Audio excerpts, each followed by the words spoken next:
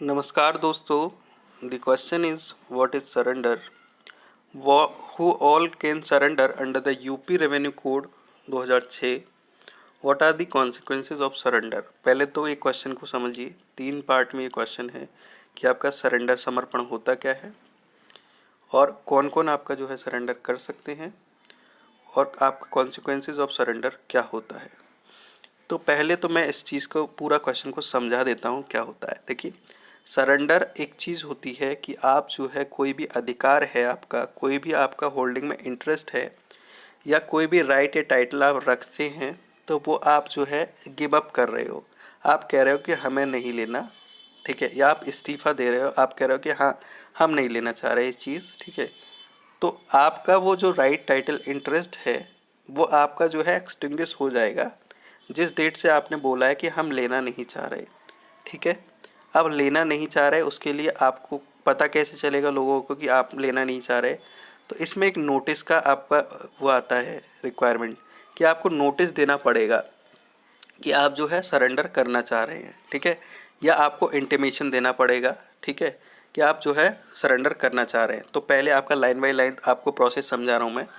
देखिए, कोई भी भूमिदार या असामी दोनों दो पार्टीज़ हैं जो इसमें अलाउड हैं हु ऑल कैन में, मतलब कौन कौन कर सकता है। तो भूमिदार या असामी कर सकता है आपका। तो जो भूमिदार है पहले उसका केस देख लेते हैं। तो जो भूमिदार का केस है वो क्या करेंगे, वो कहेंगे कि हम जो है सर तहसीलदार से कहेंगे कि सर हम जो है अपना इंटरेस्ट जो है हमारा होल्डिंग में, हम उसको जो है सरेंडर करना चाह रहे हैं, ठीक। तहसीलदार कहेंगे अच्छा आप सरेंडर करना चाह रहे हो तो हमें जो है पोजीशन दे दीजिए। तो आप जो है पोजीशन दे देंगे, भूमिदार साहब जो है पोजीशन दे देंगे, ठीक है। भूमिदार के केस में एक नोटिंग पॉइंट ये है कि भूमिदार इंटायर होल्डिंग का भी कर सकते हैं और पार्ट ऑफ होल्डिंग का कर सकते हैं। इंटायर होल्डिंग का कर सकते हैं तो उस केस में तो आपका लैंड रेवेन्यू तो सीधे ट्रांसफ़र ही हो जाएगा कि लैंड रेवेन्यू की लायबिलिटीज़ वो हम देखेंगे कि कैसे होगा, लैंड रेवेन्यू का मामला कैसे है, नोटिस पे डिपेंड करता है वो। तो आप क्या करेंगे कि आप जो इंटीमेट करेंगे तहसीलदार को कि सर हम लेना नहीं चाह रहे, तो सर और ये लीजिए पोजीशन। तो आप जो है तहसीलदार को करते हैं भूमिदार। अब यहीं असामी होता है तो वो पूरी ज़मीन का करता है, असामी के पार्ट में नहीं होता है, असामी पार्ट का नहीं कर सकता, असामी इंटायर होल्डिंग का ही कर सकता है। भूमिदार के केस में ये तहसीलदार को इंटीमेट करते थे भूमिदार, और पोजीशन जो है तहसीलदार को देते थे।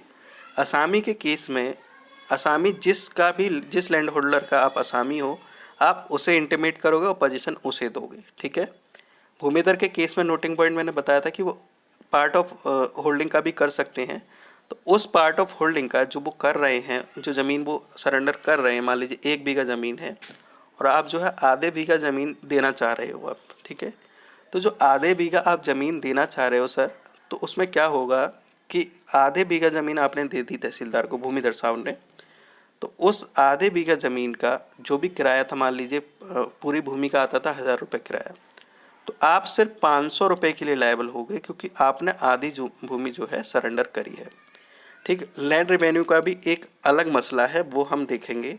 इसमें नोटिस का बहुत अहम रोल रहता है, ठीक है।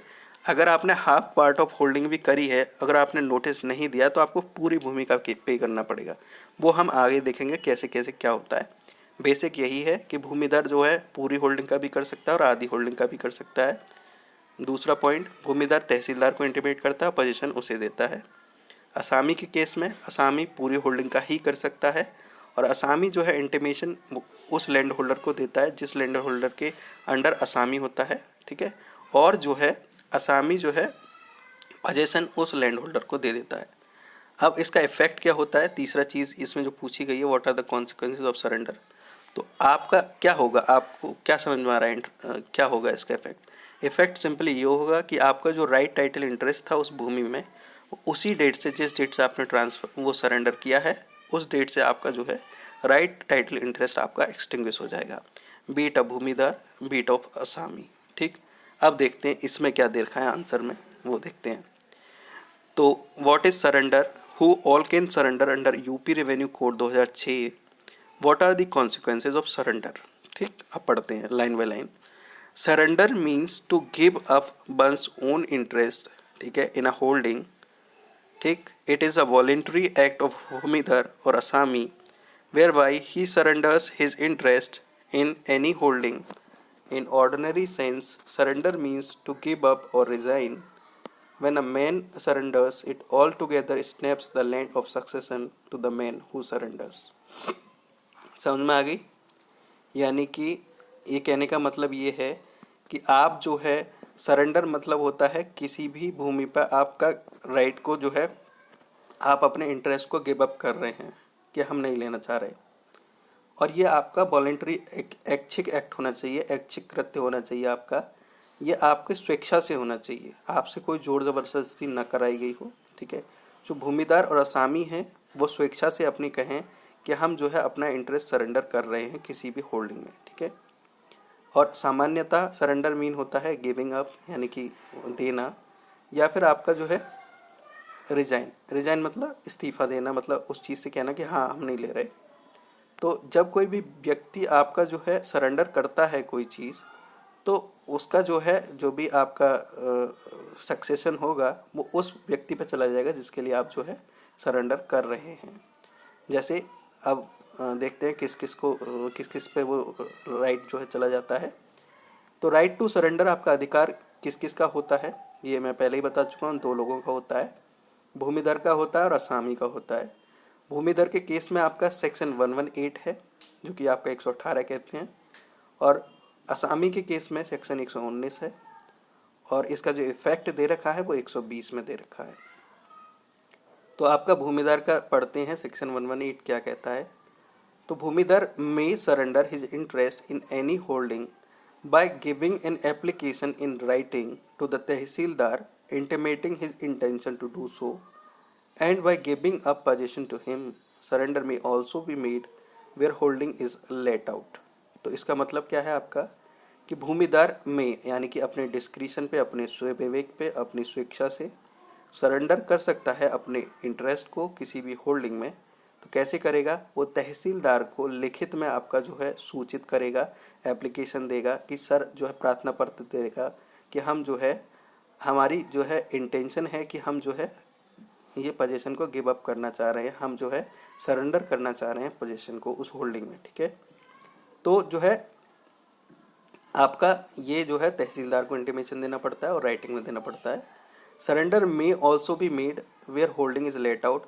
सरेंडर वहाँ भी किया जा सकता है जहाँ आपने जो है किसी भी ज़मीन को, किसी भी होल्डिंग को पट्टे पे दे रखा हो या लेट आउट कर रखा हो, लीज कर रखा हो। ठीक, further a bhumidhar may surrender his interest in any holding और एनी पार्ट देयर ऑफ। अब इसमें देखो भूमिधर के केस में आप जो है अपनी किसी भी होल्डिंग या पार्ट पर भी आप जो है सरेंडर कर सकते हो। अब जहाँ आपने पार्ट पे सरेंडर कर दिया है, where only a part of holding has been surrender, then tehsildar shall apportion the land revenue payable by such bhumidhar. तो तहसीलदार की ड्यूटी होगी कि वो अपॉर्शन करेगा लैंड रेवेन्यू। ठीक है, और जो उसका भूमिदार पे करता था, जब जैसे मान लीजिए 1 बीघा ज़मीन है और आपने सिर्फ आधे बीघा होल्डिंग को जो है सरेंडर किया है इंटरेस्ट, तो आपका जो है आधा रेवेन्यू जो आप मान लो 1000 पे करते थे, तो आप सिर्फ 500 का रेवेन्यू जो है अब पे करेंगे। आपका जो है तहसीलदार की ड्यूटी होगी कि वो उसी लाइन में जो है आपका अपॉर्शन करा दे उस अमाउंट को। ठीक है, उसके बाद सरेंडर बाय असामी। तो असामी के केस में मैंने मुख्य बात बताई थी कि असामी को पूरी भूमि का करना पड़ता है, असामी आधी भूमि या पार्ट का नहीं कर सकता। तो asami also have the right to surrender his interest in any holding, however फिर भी he has no right to surrender a part of the holding. उसके पास क्या अधिकार नहीं होता है कि वो अपनी पार्ट ऑफ होल्डिंग का नहीं कर सकते। If he wants to surrender, अगर वो सरेंडर करना भी चाहते हैं तो he must surrender his entire holding. तो उनको क्या करना पड़ेगा, अपनी इंटायर यानी कि पूरी की पूरी होल्डिंग का जो है सरेंडर करना पड़ेगा। He can not surrender in part, वो जो है पार्ट यानी भाग में सरेंडर नहीं कर सकते। अब asami should give a notice in writing. देखिए भूमिधर के केस में notice in writing to whom जा रहा है, वो जा रहा है आपका तहसीलदार के लिए। यहाँ जो है लैंड होल्डर के लिए जाएगा, बिकॉज असामी या तो लैंड होल्डर का होता है या किसी ग्राम पंचायत का होता है। तो आप किसी टेन्योर होल्डर के अंडर असामी हैं तो आप जो है किसे करेंगे, उसे नोटिस देंगे राइटिंग में, और ये कहेंगे कि हाँ हम जो है हमारी ये इंटेंशन है, ये हमारी जो है मानसिकता है कि हम जो है अलग होना चाह रहे हैं, हम जो है गिविंग अप पोजीशन दे रहे हैं, यानी कि हम सरेंडर कर रहे हैं पोजीशन से, समर्पण कर रहे हैं। तो आप जो है वो जो है पोजीशन उन्हें दे देंगे। ठीक है, पहले तो आप इंटीमेट करेंगे, फिर जो टेन्योर होल्डर को पोजीशन दे देंगे। ठीक, अब इफ़ेक्ट क्या होगा, मैंने इफ़ेक्ट सीधे बताया था कि जिस डेट को आप सरेंडर कर रहे हो उस डेट को जो है क्या माना जाएगा कि आप जो है जो भी आपका राइट, टाइटल और इंटरेस्ट है उस भूमि में, ये माना जाएगा कि उसी डेट से आपका जो है राइट आपका एक्सटिंग्विश हो गया है। ठीक, सिंपल यही है। इसको पढ़ लेते हैं फिर। अ भूमिदार और असामी shall be deemed to have been surrendered any land held by him with effect from the date when possession over such land is given up in accordance with section 118 और 119। जिस डेट को आपने पोजेसन गिव अप किया है उस date से मान लिया जाएगा कि आपका जो है सरेंडर हो गया है। अब where any land is so surrender, अब जब आपकी लैंड सरेंडर हो गई है तो उस डेट से आपका, मान लो आप असामी हैं, तो उस डेट से आपका जो भी राइट, टाइटल, इंटरेस्ट है उस डेट से मान लिया जाएगा कि आप जो है उस पोजीशन में वो राइट, टाइटल, इंटरेस्ट आपका ख़त्म हो गया है। अगर आप भूमिधर हैं तो उसी डेट से आपका ये मान लिया जाएगा कि आपका राइट, टाइटल, इंटरेस्ट आपका जो है ख़त्म हो गया है। भूमिधर के केस में एक नोटिंग पॉइंट ये भी है कि इसमें ये पर्सन जो क्लेम कर रहे हैं उसके अंडर में वो भी आपका इंक्लूडेड है, तो उनका भी जो है राइट, टाइटल, इंटरेस्ट उस भूमि में जो है उसी डेट से ख़त्म माना जाएगा। ठीक, तो ये आपका 120 हो गया इफेक्ट ऑफ ट्रांसफ़र। देखो आंसर तो यहाँ तक कंप्लीट हो गया, बट इसमें 121 भी आपका एक्स्ट्रा दे रखा है, तो उसको भी देखते हैं। मैंने कहा था लायबिलिटी ऑफ लैंड रेवेन्यू वो आपका नोटिस पे डिपेंड करता है। अब मान लीजिए ये थोड़ा अगर चार्ट पे होता तो बहुत अच्छे से इसको समझाना होता, बोर्ड पे होता तो।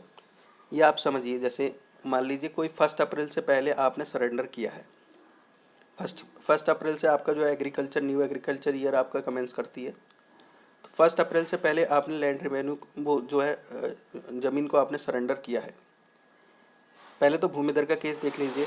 भूमिधर ने पूरी इंटायर होल्डिंग को सरेंडर किया है और जो है उन्होंने 1 अप्रैल से पहले नोटिस नहीं दिया है। फर्स्ट कंडीशन हम समझ रहे हैं पहले तो, यानी कि भूमिधर ने जो है आपका लैंड को जो है सरेंडर किया है और जो है उन्होंने जो है नोटिस नहीं दिया है 1 अप्रैल से पहले, तो उनको इंटायर एग्रीकल्चर ईयर का लैंड रेवेन्यू पे करना पड़ेगा अगली साल भी, क्योंकि आपको ड्यूटी थी, आपने 1 अप्रैल से पहले आपको नोटिस देना था।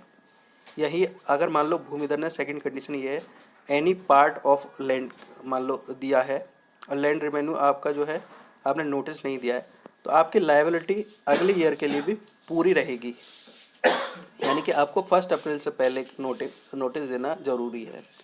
यही केस में असामी अगर कोई करता है, उनके केस में भी आपको 1 अप्रैल से पहले आपको जो है देनी पड़ेगी नोटिस, अदरवाइज आप जो है लैंड रेवेन्यू अगले साल के लिए भी लायबल होगे। तो यही कहा गया है, notwithstanding provision of 118 to 120 bhumidhar और asami shall continue to be liable. ठीक है, वो पे करते रहेंगे, लायबिलिटी उनकी अराइज होती रहेगी लैंड रेवेन्यू या rent as the case may be for the holding in respect of agriculture year next following the date of surrender. मान लीजिए आपका 1 अप्रैल यानी कि आपने 28 फरवरी को किया। ठीक, फेब को मान लीजिए आपने ट्रांसफ़र किया 28 फेब को, तो 28 फेब यानी इस ईयर का तो आप कर ही रहे हो। ठीक है, नेक्स्ट जो आपका एग्रीकल्चर ईयर होगा, अगर आपने नोटिस नहीं दिया है 1 अप्रैल से पहले, तो आपको नेक्स्ट जो एग्रीकल्चर ईयर होगा उसका भी लैंड रेवेन्यू या रेंट आपको पे करना पड़ेगा। ठीक, यही कहा गया है, unless the notice of surrender was given before the first day of April, ये इसमें कहा गया है। तो ये आपका क्वेश्चन कंप्लीट होता है। धन्यवाद।